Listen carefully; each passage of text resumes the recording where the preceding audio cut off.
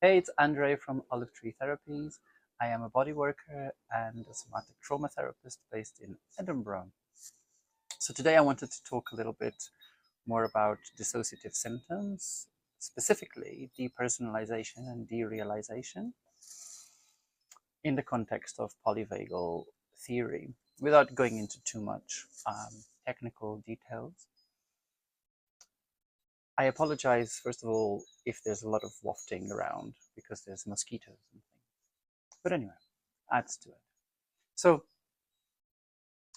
I thought I would use myself as a case study because I think sometimes it's useful to illustrate things with real people. And why not use myself?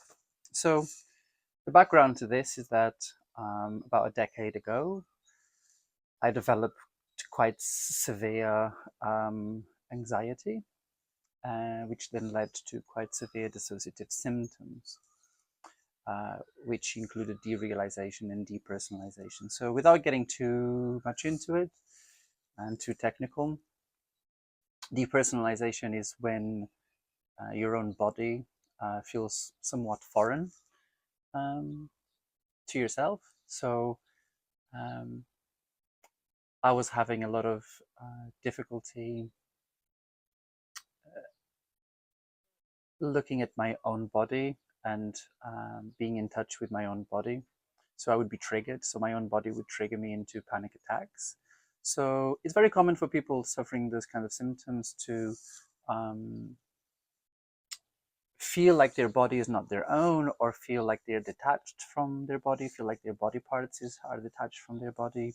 So looking in the mirror, looking at reflections, looking down at myself was very triggering for me. Again, as I said, it really triggered me into the most debilitating panic attacks, which would be quite prolonged.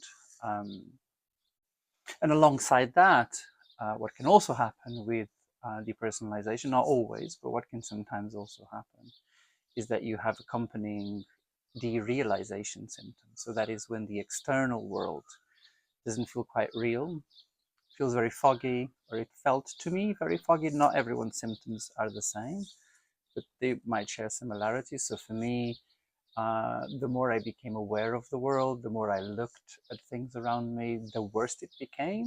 The more triggered I felt. So really, in a way, I felt at the time completely stuck because uh, any mindful meditative techniques that had served me in the past were no longer working, or in fact were making everything worse. And this is why I say it's so important that you recognize and listen to your body before applying any technique, and to just recognize that there's not one single technique that's going to work for you, or it might work for you sometimes, but not all the time. So what I was experiencing was that I no longer could do any exercises that focused on my body, because everything that was about connecting me with my own body was making it worse.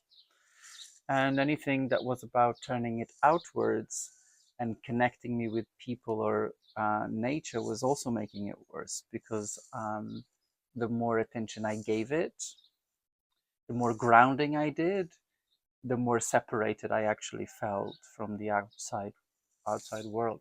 So sometimes clinicians can be uh, uninformed clinicians can be a bit puzzled by how to cope with this. Obviously, informed clinicians know how to deal with this well. But the reason why I wanted to share this is because there's a particular aspect of polyvagal theory that really helped me at the time. And I wasn't in therapy at the time. This wasn't a concept that was taught to me. But now, when I look back at how I coped, I can see that, actually, uh, a core element of polyvagal theory was at play there, and that is anchors, the usage of anchors. So at the time, the way I really had some respite from the anxiety and the insomnia that I was dealing with was what I thought at the time was an obsession with images of places back home. So I became very obsessed with collecting, and when I say obsessed, I don't mean clinically or pathologically obsessed, but I just became quite focused um, in collecting images of places back home that made me feel safe. And this was not just collecting images from the web, but also framing things. I would try to find posters and frame them in my room, and I would collect objects that would remind me of home. And actually, it's at the time I sort of turned my bedroom into a sort of almost like a shrine to the Mediterranean, which yeah, makes me sort of smile when I think about it. But I think actually what was happening at the time is that my body had a wisdom and had an inner intelligence to seek safety in the way in a way that was possible for me at the time. And actually what my body was naturally doing was utilizing the memories of places back home that made me feel a sense of safety and connection. And of course, this was not something that made me feel better straight away, but I do credit this habit that I developed with being a significant coping mechanism, because nothing else was working.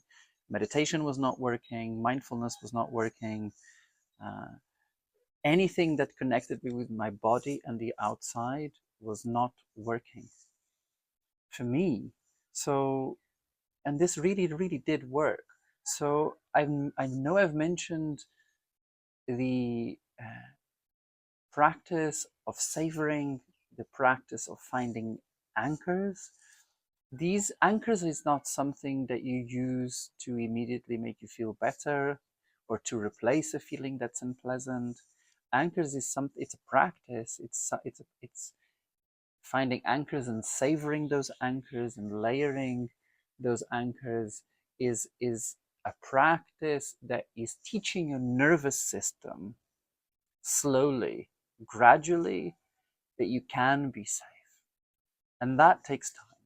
But I do credit that with, I do credit my recovery with this habit. And hey, how great is it that actually it is to, in hindsight, recognize that my own body had that wisdom to do that without being advised to do that or without going to therapy. Therapy did come later on, and that I credit that too. I credit many things with my recovery, but this is a very particular one that feels very special because it also feels very, very,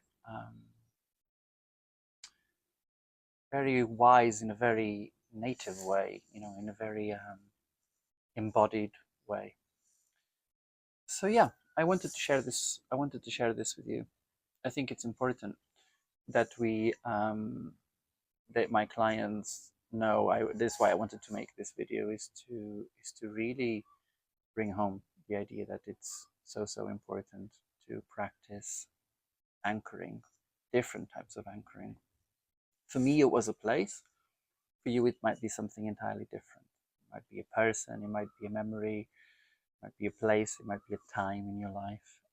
So yeah, I hope you will practice this. Also, I wanted to really acknowledge that sometimes exercises do not work. Things that are focusing in the body or out of the body feel extremely unsafe. They did to me. So like I always say, anything that feels unsafe, maybe it isn't right for you. Maybe you need to do something that feels different. Safety is the key with recovery. Safety is the key with polyvagal theory and somatic trauma therapy. So yeah, what is your anchor? And play with it. Thank you for watching.